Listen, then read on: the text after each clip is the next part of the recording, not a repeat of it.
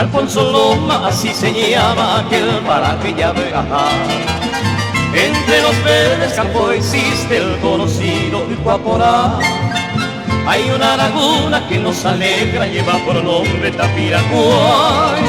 Los pajarillos de mil colores allí se encuentran, de todos hay. En el cercado y en la enramada se ve criándose ese así, diciendo triste a sus compañeras de causa y tempestad y coasí. Y las palomas todas unidas en pleno el vuelo al oscurecer, juntas avanzan y allí descansan, triste querido del Taperé.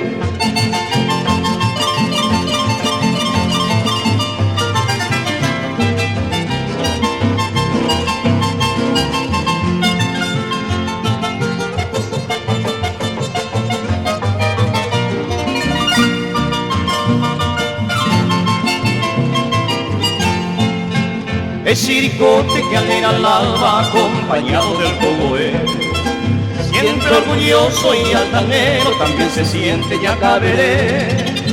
En alto monte se ve volando pájaros raros su compás, diciendo triste a su compañera nacerechana taceta.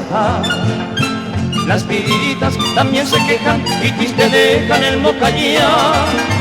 Y yo lamento mi sufrimiento por la esperanza que pierdo ya. Ya me despido desconsolado, si ella jamás se mira a mí. Adiós paloma encantadora, nene, te va a